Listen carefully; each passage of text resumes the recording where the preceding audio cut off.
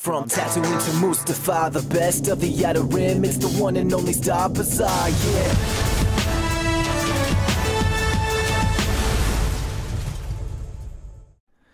Ladies and gentlemen, welcome back to the Star Bazaar. I don't know about you, but I'm still not sick of watching the Geonosis trailer for Battlefront 2. The team at DICE seriously outdid themselves this time, and this trailer has me so hyped for next week. Before getting into the video, drop a comment and let me know what specifically has you the most excited when it comes to the Battle of Geonosis update. Is it the new map, the new hero, or maybe some of the new vehicles? Let me know and let's get the discussion started down below. But speaking of our new hero, Obi-Wan Kenobi, yesterday we had a community transmission drop that detailed Obi-Wan and a bunch of the cool things he is bringing to the game, such as new abilities and voice line interactions with other heroes. If you haven't got all that info yet, and you missed yesterday's video on it, you can get to it by clicking the card in the corner or clicking the link in the description. Today though, we got some new information in the form of an official post on the Battlefront website. This post is all about Obi-Wan and goes over basically all the information that was given in the community transmission, but with a few extra small details, and it's those details I wanted to talk about today. Let's check it out. So the first thing to go over is how Obi-Wan is described in combat.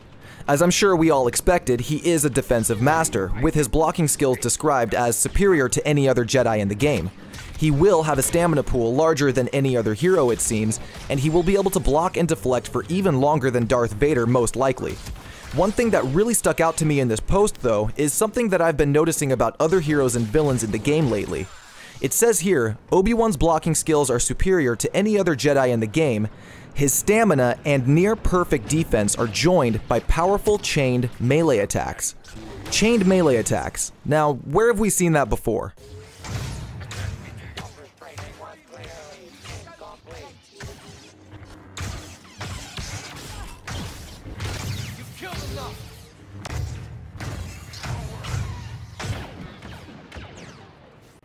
Lightsaber combat is evolving in Star Wars Battlefront 2, and if you don't believe me, see my video on the subject. It also is popping up in the top corner now, and can be found in the description, but in it I talk about how the General Grievous update introduced a new hero who doesn't stagger back when having his melee attacks blocked, as well as gave Kylo Ren that same ability. If Obi-Wan Kenobi is also able to chain his attacks without staggering when blocked, I will be even more stoked for him than I am now. That will bring the total number of lightsaber heroes who can chain attacks to 4, leaving 4 heroes who still stagger.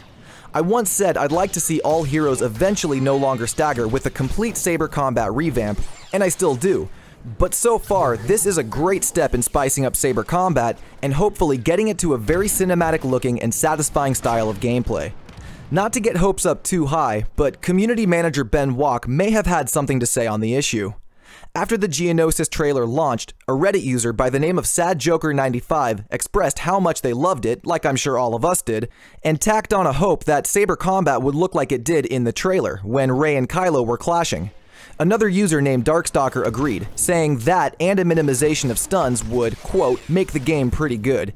In my opinion, the game is pretty damn good already, though I would still love to see a saber combat rework, but all Ben had to say on the matter was, would it? Interesting. ... So is that confirmation of a saber combat rework, or is he just trolling us?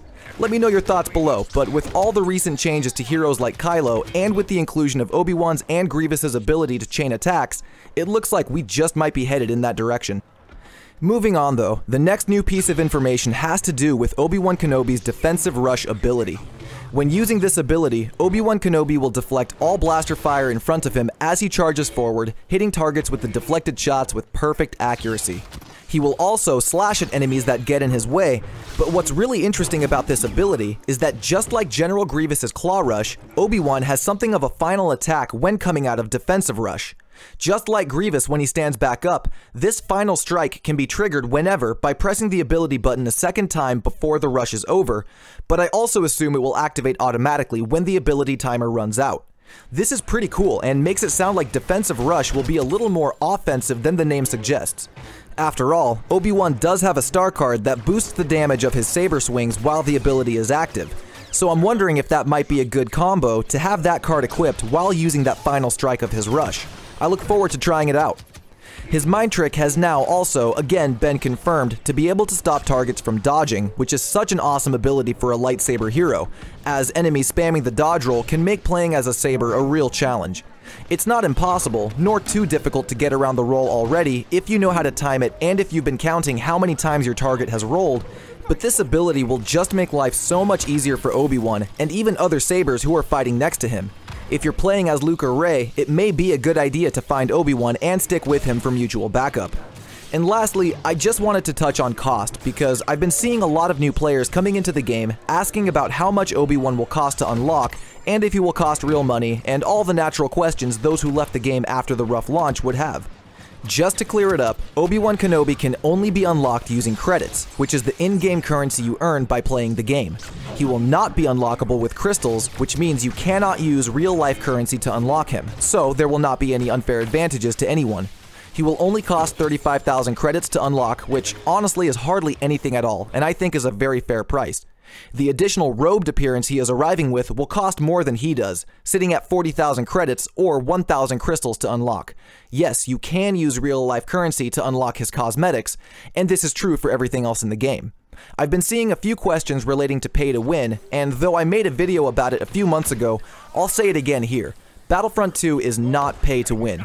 Any element of that has been removed, and the only thing real-life currency can be spent on is crystals, which is the in-game currency used only to buy cosmetics. So if you're a new player, or if you're one who left the game and came back for Geonosis, don't worry about any pay-to-win elements in Battlefront 2, especially when it comes to the new heroes, because they simply don't exist. I think that's a good spot to end it though. Obi-Wan Kenobi is less than a week away, and I can definitely feel the hype for Battlefront 2 sitting at an all-time high. This is such a cool game, and seeing more people come back to it makes me think the revival is about to be in full swing.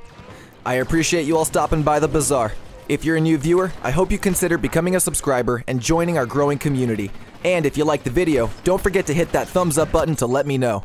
This has been your boy, Turkish Delight, and I will see you all out on the battlefront. Peace. In the meantime, I'ma roll it up tight. The food is I'm about to sing this good pride. I got five on it. Grab your buddy, let's get keen. I got five on it. Fucking with that air down red. Yeah, you like that? My pipe's red, my mic's fat.